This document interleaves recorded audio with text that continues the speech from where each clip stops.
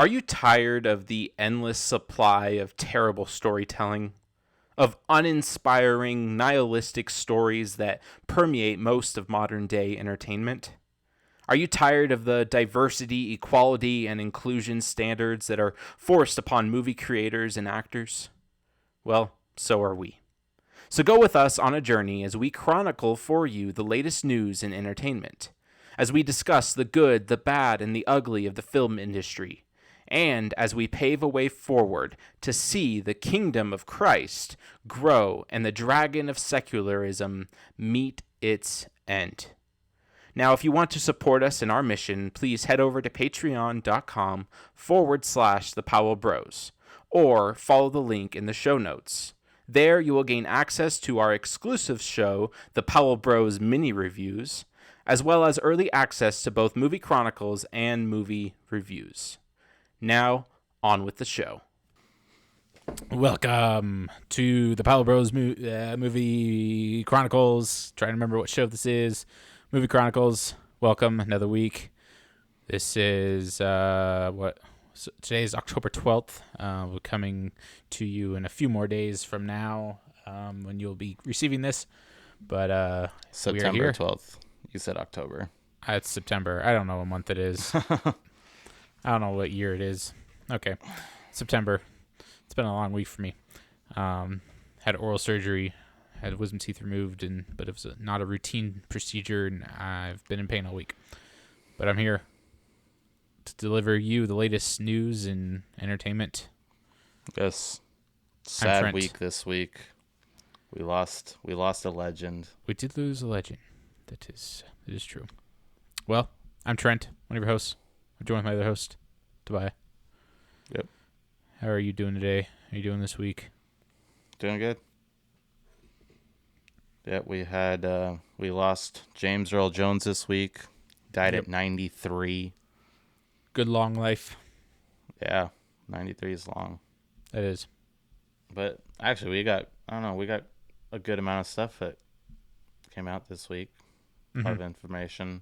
More updates, I guess, than new things, but yeah. I think this one of the saddest things though about James Earl Jones passing is that that they're gonna use the iconic Darth Vader voice for decades from now. Yeah. Like after his passing. Like they're gonna use AI. They're not gonna replace his voice with anyone else. It's always gonna be him. Which is kind of fine, but for one, Disney Disney's done a terrible job with Darth Vader and what's this is actually a great transition. I don't know if you saw this, but Disney is getting sued for using Peter Cushing's appearance in Rogue One, and I do want to talk hitting about him pretty hard with that. Well, so, and that's what initially that's what I obviously thought when I heard about it. Lucasfilm getting sued. I was like, okay, that's great. They're another L for them. But I actually look into it a little more, and apparently, it's a little fishy. Where apparently it's like a really close friend of his made a verbal agreement with him while he was still alive that that no one else would have the rights to use his likeness or something along those lines. And it isn't actually the family that's suing, because the family did give Disney permission, and Disney actually paid them like thousands of dollars to use his likeness, or thousands of dollars after Rogue One. Like, hey, like we'll pay you guys if we can use his likeness in the movie. So it doesn't seem to be exactly what it seems to be on the outside. Granted, I could be misunderstanding. I listened to a few other people talk about it. It was kind of the same thing, where it's like it's not actually the family that's really suing, and there's probably no grounds to actually sue. Interesting. So, interesting situation there. Yeah, for sure. I still I don't know. I'm over this CGI deepfake bringing dead people back to life, and bringing dead people back to life in lifeless animations of them. Yeah, it's gonna be a long time till it really works, in my opinion. There's been a couple that's been okay, but for the most part, they just don't work because it's not a real person, and you know it. We know, we can detect it. We know what a real human being looks like and how a real human being acts. And guess what? Computers haven't figured it out yet. AI even hasn't figured it out yet, even though AI is getting close, but freakishly close. But Yeah, for sure. I mean, to say it still looks bad on it still all looks bad on Disney's part, and now James Earl Jones is passing. It's like, what are they going to do with Darth Vader?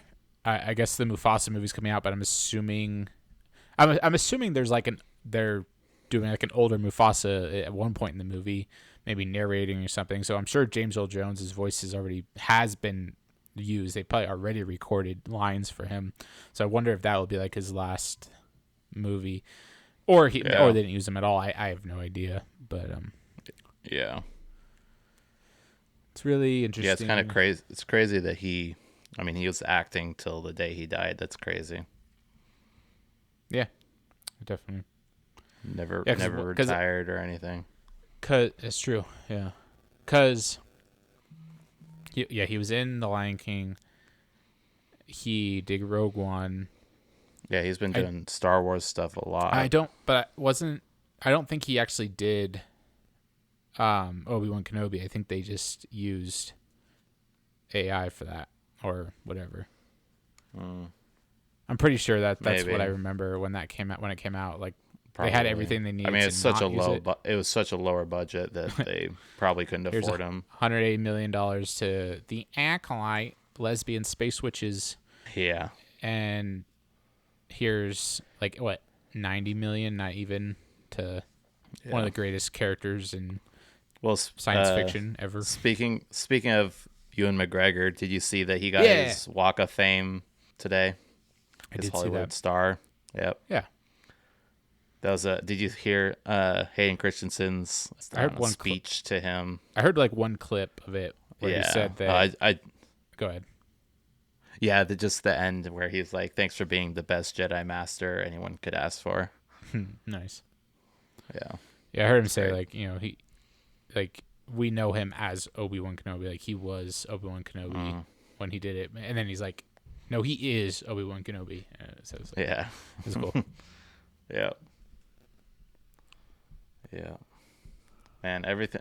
There's a lot of stuff happening with Sony and Spider-Man and.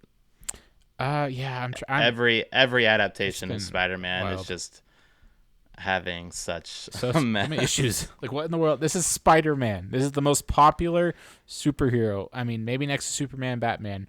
It's the top three. It's one of the top 3 superheroes of all time, and they can't figure it out. I don't understand. It's crazy. Yeah. So, Spider-Man 4 it's moving forward now with a new director. Was there a director assigned to it before? No, I think just new as in like, a director that hasn't directed any Spider-Man before. Sure. Okay.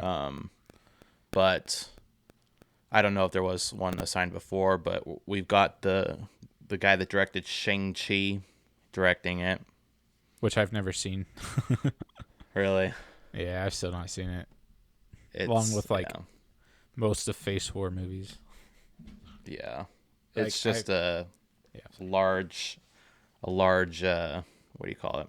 CGI fest of a movie. Uh-huh. It's just, I think I've only seen like 3 of the Phase 4 movies. Doctor Strange Mom, Multiverse of Madness, No Way Home, and Love and Thunder. I think those are the only ones I've seen. Interesting. I never saw Quantumania. I never saw The Marvels. I never saw Shang-Chi. I never saw Eternals. Never saw Black Widow. I don't know if there's any others. I haven't seen the Eternals or the Marvels. Yeah. But I think I've seen all the other ones. Okay. Interesting. Yeah. Shang-Chi director. I mean, I've heard that Shang-Chi is well received and is actually, probably one of the better of the Phase 4 movies. I do want to see it. I actually do want to. I just haven't gotten around to it or cared enough to see it. Yeah. So I don't know if I really do want to, but His name's Destin Daniel Cretton. Okay. I don't know. He's not really known for much else besides that. Uh-huh.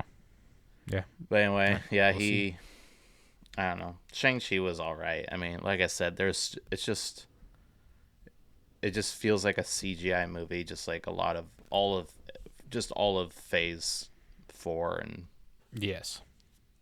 It's just, nothing to write home about. Anyway, they're doing that, but there's still rumors of just indecisiveness of like what the story's going to actually be. Right. With him directing, I'd be kind of surprised if it was a street level movie, which is, I mean, everybody's calling for that, but yeah, I don't think we'll get it. Yeah. Ugh, Sony is the worst. And then we got Into the Spider-Verse. Yeah. So there were rumors that it was getting delayed to like 27 and basically saying it's probably not going to happen. But then the director came out and said, "No, we're finishing up the script. We're working toward we're actually working on the frames in the movie. Like we're animating it. We're getting there. Like they're beyond the script, animating it and whatnot, and that it's still in development. So who knows?" Interesting. Yeah, I mean, I've heard if they're only now animating it, 2027 is probably about right. True. I mean, 26 maybe. It's not going to be next year. It's not going to be 2025. No, it's not next year. So maybe end of 2026. Yeah. But summer 2027 is probably the most likely we're looking for. Yeah, good point. So, what a mess, though. And let's finish off our Spider-Man discussion. We got Venom, Last Dance, final trailer. It comes out October something? 25th, yeah. 25th. Okay, so end of October, right before Halloween. A little over a month, yeah. All right. What'd you think of the trailer? I mean, it looks fine, I guess. It looks like the first two movies, just deleted scenes from the first two movies. There's a lot of symbiotes. I mean, I guess the big thing in this one is Null.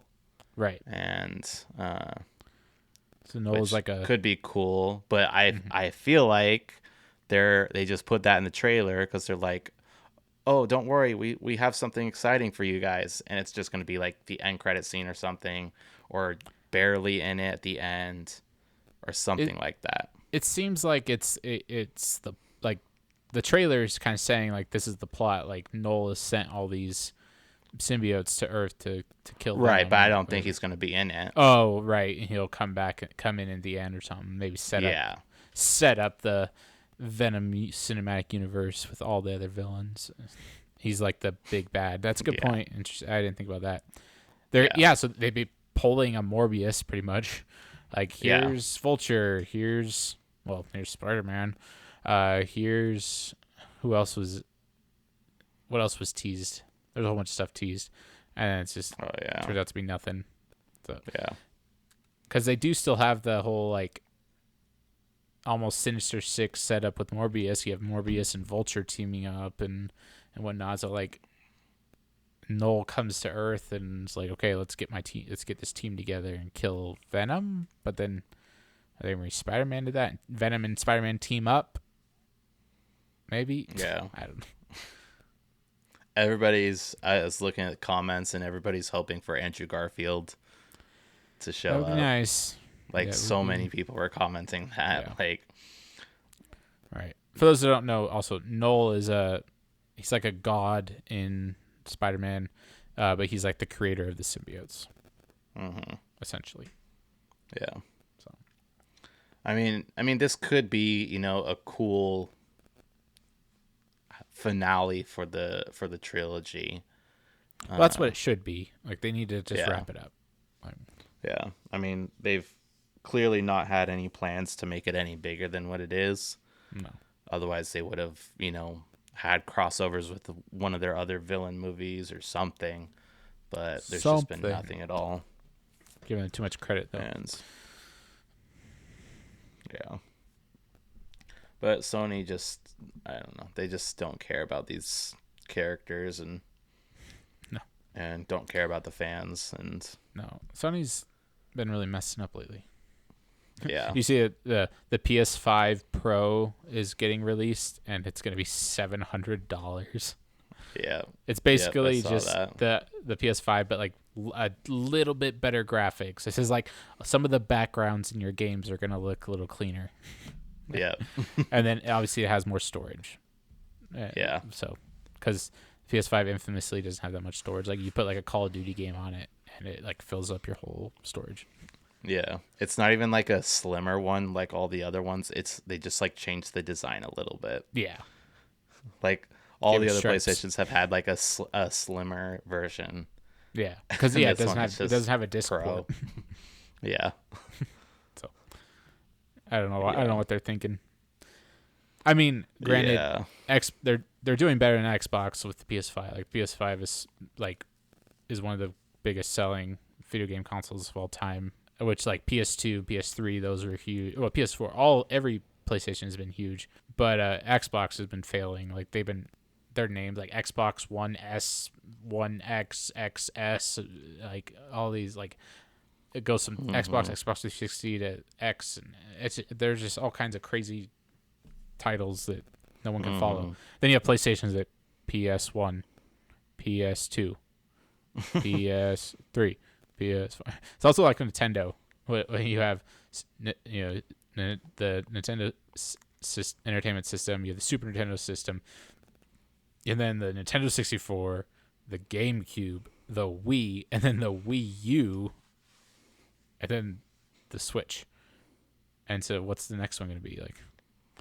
Switch U. Yeah. Yeah. They should call it. Well, I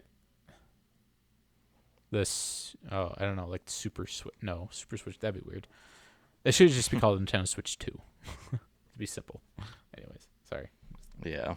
Video game talk. Well, yeah. Nintendo always makes their consoles so iconic that people can remember the names. True. Xbox, they like with how many, like, there's not iconic. It's you just have all these different letters and people just can't keep up with everything you're doing. Right. And PlayStation, just being simple. Yeah. Did you see the Harry Potter TV series casting announcement? Casting call. Yeah. Yeah. That's what I meant. Yeah, what did you think? They said, let's see, I wrote down, this is their casting call. We are committed to inclusive, diverse casting. For every role, please submit qualified performers without regard to ethnicity, sex, disability, race, sexual orientation, gender identity, or any other basis protected by law unless otherwise specifically indicated. So basically, Harry Potter could end up being a disabled black woman. A disabled black woman. Yeah, who's gay. Yeah, who's gay. Who's gay for Ron. Disabled black lesbian woman. Oh, boy. So apparently, at least in the UK, when they do casting calls like this, they legally have to include all that. So that I'm not saying that they're not gonna cast based off those standards. Yeah, no, I get what you're saying. I do know J.K. Rowling is involved in all of this, so I would hope that she would want to stay true to her characters. But she made Dumbledore gay, so who knows? I can tell you now the characters are going to be trans. Yeah. But I don't know. It's ridiculous. It's ridiculous standards that even like that. Even if that is the case, they have to legally say all this and do all this. It's just ridiculous because they could be like, oh, we're looking for diverse actors, but then once they actually cast for the characters, they actually just like, no, we'll just pick what we want. We have to say this. Which in that I'm giving them too much credit. What's so dumb is like how hard that makes the casting process. Because that's so ridiculous. Many more casting people you have to go through to just be like, no, obviously Stupid. No, obviously no, obviously no. It's like just start with just letting them say what they're looking for. We have a book with character descriptions. We're looking for a character actor who looks like our characters. Can we please find that person that fits? Okay, here's the thing. I can guarantee you, though, not guarantee you. I bet you that Hermione will be a light black woman. Like she will be, and I say woman, a girl. They're casting like 10. They actually looking for like 10 to 13-year-olds. So they're starting with the right age. Yeah. And these are going to be the actors that play these roles for the next decade. Like it's going to be 10 years or so that they're going to be. If it doesn't get canceled after the first season. If it doesn't get canceled, of course. Right. Which this has potential to be like one of the biggest TV shows maybe ever. Like think how big the movies were. Like this, if they do it right, this could be huge. Because they're able to go and adapt. Able to adapt. We've talked about this before. TV show adaptation, I think, is the right way to go when it comes to books, because that's how books are written. They're written in chapters. Make a TV show, season format for each book. Makes sense.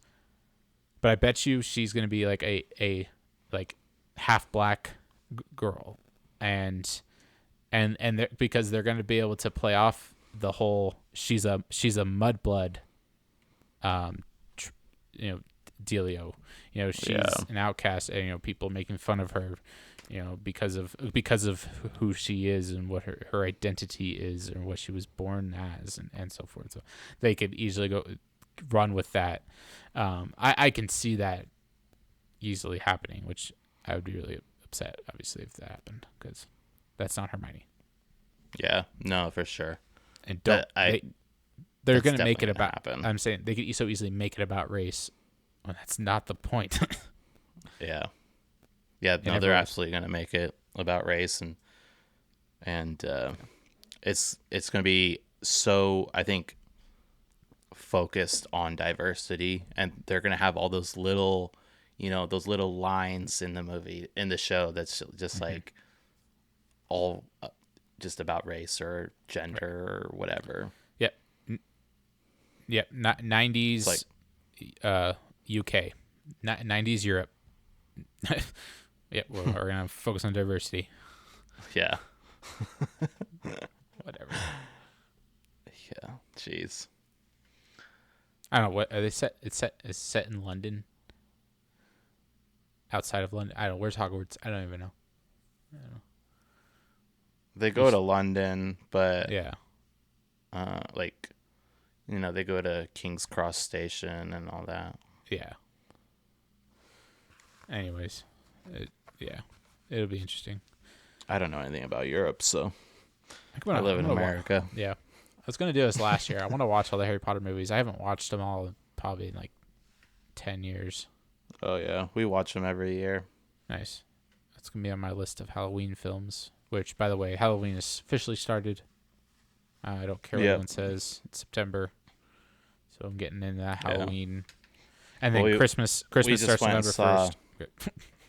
Yeah. We just went and saw Beetlejuice, and nice. Don't spoil it. Yeah. No, that takes place during Halloween. Yeah. So like overall, like I couldn't remember. I don't think the first one did it? No. I don't think so. Well, I'll just say it's worth listening to my review. Okay. Yeah, we're gonna see it probably this week or this next week. I kept my review spoiler free up until the last 5 or 10 minutes, or not 5 or 10 minutes. Well, last like 5 minutes of my review. Okay. And I gave a warning before that. So. Okay. Cool. So those who haven't seen it that want to listen to my review, you can do that. And yeah, I give you a warning before the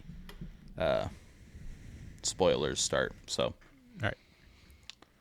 Yeah. Which, if you'd like to listen to that and our 25 plus other mini reviews and all our content backstage, please support us on Patreon. $5 a month, and you get all kinds of cool content. And we have a whole bunch of plans for a lot more content. Working on a TV show that we're producing. We got movies behind the paywall. I've got some projects that I'm working on and a bunch of fun stuff. So if you'd like to get more content that you can consume and enjoy, please support us. And just we ask for your support, and as we're seeking to do what we're doing and grow this podcast and our other podcasts. For sure. Both our podcasts. Yep. Yeah, we appreciate it very much. I think I only have one other thing, and then if you got anything else. I have one other, two other things. Yeah, two. So, they just started production on Happy Gilmore 2. Oh, yeah. They started filming that, so I'm kind of excited for that. I mean, I know it's just another legacy film, but legacy sequel, but I don't know. I like Happy Gilmore. It's funny. Yeah, and it's Adam Sandler. Yeah. It'll be fun. They're bringing back all the old actors. Yeah. So I wonder. Go ahead. We had mentioned this. We did basically an Adam Sandler episode one time, but we had talked about how all his movies are Netflix movies. He hasn't had anything off of Netflix, so I wonder if this is going to be. Oh, we probably talked about this when the Happy Gilmore 2 was announced, but I wonder if this is going to be outside of Netflix. Know. I mean, it would have to be. It's been 10 years. It's been 10 years since he started Netflix. It makes sense. It's probably a 10-year contract. Oh, so good point. Yeah, I don't know if they said. I feel like something was said about it being Netflix, but I just kind of am assuming at this point that all his movies go to Netflix. Yeah. So I don't know. Yeah, I'm looking for. It'll be a fun one. You know, is it necessary? Yeah, probably not. It's Netflix. Oh, that's okay. Whatever. It's gonna repurpose all the jokes. I mean, I think one of the more annoying legacy sequels, remakes, reboots are the comedies, because they just repurpose all the jokes. It's just the same jokes, yeah. And they do it for more of a modern audience. It's more politically correct, and it's not as offensive. Which makes it not as funny. And I think that happens a lot. Now, like I said, I like Adam Sandler. I think it'll be fun. Happy Gilmore's a great film. There's a lot they could do to make it really good, and so we'll see. Yeah. I'm not totally opposed to the idea. Yeah. But we'll see. Yeah. But Netflix, for sure. Just I don't know. I think it's kind of dumb. Like I'm not gonna, if I don't have a Netflix. I don't have Netflix right now. The only thing I'll really get Netflix for is Stranger Things, and that's it. I don't think I would even buy a month just to watch Happy Gilmore 2, unless it's like I hear it's really good. Yeah, no, same. Yeah, not worth it. But yeah. What else did you have? Here, kind of the news for Hunt for Golem. Well, Ian McKellen is kind of been talking a lot about returning and wanting to return. And he's kind of like hinting or like saying like, "Hey guys, like I'm getting old." We talked about this last week. I'm getting old, but like I kind of like to do Gandalf again. I don't really want to see anyone else doing Gandalf, so could you like cast me? But he says that he's seen the script, and he also said, and like I was flabbergasted by this, that it looks like it's going to be 2 movies. So this is coming from Ian McKellen. Why? And he said, so I'm sure it's nothing's it's not it's not official, but a movie for a story that no one was asking for from one one chapter in the Fellowship of the Ring, a few references to this plot in particular. They're gonna take it, make not just one but two movies out of it.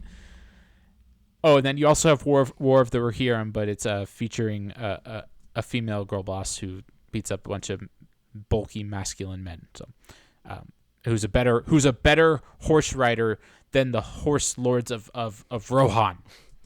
Okay, sorry, I'm not bitter. I'm not upset. There are so many good stories that they could adapt from, Warner Bros. Could adapt from the Lord of the Rings. Just from the books, there's so many stories within the books or references that they could say, yeah, we'll grab this and we'll make a great movie about it. There's so many really good masculine male characters that they could follow and tell stories about and make great movies about that so many people go see. Why? Because first off, Lord of the Rings is mostly for men, for males. Women love Lord of the Rings too, but they love it for the story and what it is and what the story that Tolkien told. But it's mostly like has a male audience to make it for men. And Hunt for Gollum, okay, I mean, I'm sure we're gonna get Aragorn. That'd be fun. It sounds like Orlando Bloom is in talks also of returning, though he thinks he's a little too old for it because he'd have to look pretty young. So, but I think they said something about they'll do CGI, which that'll be really weird. And yeah. I love Andy Serkis as Gollum. But two movies, I don't think so. They're just too scared to make something original. Not even original, just something that doesn't have legacy characters. They're just too scared to do it. They cannot, they just do not have the gall to make something without any legacy characters. Right. They just feel like they have to. If they would have done a live action War of the Rohirrim story with following King Helm, the main focus of that era, that time, you know how much money that would make? That would be so huge. It would be really popular, really draw in a huge audience, and it would make a lot of money. But no, they for sure. Of course they don't. Yeah. The king, do a story about the kings of Gondor. Do a story about Isildur or Arendelle or Arendelle. I just don't get it. Yeah. Do a story about the fall of Numenor. Well, I mean, they're leading up to that, the Rings of Power, which we're not talking about Rings of Power today. I didn't watch last night's episode yet. I will this weekend, but oh my gosh, don't want to. You're crazy. Hey, gotta keep people informed. Yeah. Yep. Gotta watch Galadriel kick some butt. Oh my gosh. Did I talk about the scene where she takes out a whole regiment of orcs by herself? I think so. Yeah. Yeah. And or actually, well, yeah, anyways. It's just, even the choreography is so awful. A bunch of she's riding a horse and attacking these orcs, and there's the orcs are taking turns attacking her. Yeah, I remember you telling. Yeah, they're taking turns going after her. They're standing there while she's fighting 5 orcs, and then one at a time they come in. She shoots an arrow at one, a fire arrow, and they explode, or they pretty much explode. They're full of kerosene or something. I don't know why they would be covered in kerosene. And she's doing this all by herself. It's so annoying. Sorry. Anyways, I don't know if they'll actually do 2 movies of Hunt for Gollum. It doesn't make any sense. Yeah. There's not even enough. There's not much. It's crazy. There's not enough story there to tell. I'm surprised they're not making it a trilogy. But yeah. Well, that's The Hobbit. Wasn't The Hobbit going to be 2 movies, and then they turned it into 3? Yeah. The Hobbit, the shortest book of the 4, they turned into 3 movies, add a bunch of new characters that weren't very good, and they fill it with a bunch of CGI orcs. Added storylines, extended storylines, all kinds of stuff. Extended editions for the 2.5-hour movies. Yeah, I know. No, we have over 9 hours of content for The Hobbit. Which is crazy. Goodness. It's probably over 10 hours with the extended editions. I don't know how long they are. We got to start talking about what we're going to do next season for our movie reviews. Yeah. Let's do all 6 Lord of the Rings films. Just unpack them, like do 2 episodes each. Yeah. Yeah. Read the books and then dissect the movies. That would be some good content. Be fun. I don't know. Yeah. Yeah. I kind of want to do something live. different for our next season anyway. Yeah. But figure it out. Okay. Business meeting live on Chronicles. Yeah. Yeah. Yeah, right. I mean, that's pretty much it. I was just going to bring up also the Minecraft trailer got ratioed pretty bad. Oh, yeah. People are not happy about it. Yeah. We've kind of talked about it a lot last week, so there's not much more to say. Just, it looks odd and doesn't. Yeah. I doubt. I just don't know what they're doing. Yeah. Oh, yeah. I just want to do like one final segment just to close this out, if you don't mind. Let's go for it. What is your favorite James Earl Jones role and favorite or couple favorite scenes that he has done? Man. Well, obviously his most iconic is Star Wars. Mm-hmm. But apart from that, I always remember his role in The Sandlot. Yeah. Because I remember when I was young, like the character was so scared of him. Like I was so scared of him as a kid too. Like watching him, like he just had like such like this demeanor that like was scary, and so just an iconic role in that movie. Mm-hmm. And then he ends up being like this fluffy, nice guy, and gives the kid the baseball with the Babe Ruth and all the other players of the New York Yankees, and I love his role in that. That's a good one. Yes, I love that one. But, I mean Darth Vader. Like there's just, especially in A New Hope, there's so many iconic lines that I love. Just when he first meets Leia and he's arguing with her, his interaction with his inferiors, and then of course Empire Strikes Back. Of course, you have the "No, I am your father." It's not Luke, I am your father. It's "No, I am your father." And even all his lines with Luke, like, "If you only knew the power of the dark side, join me, and together we will rule the galaxy." Something like that. Anyways, iconic lines. Mufasa, I love his lines, when he talks to Simba, they're looking over the sunset and talking about how whatever the sun touches is yours. This is your king. This is my kingdom, your kingdom, and so forth. And just iconic. Just a voice that you recognize whenever you hear it, and you'll be a legend in the film industry for many years. Yeah, for sure. I don't think there'll be a voice quite like his. No. Yeah. For sure.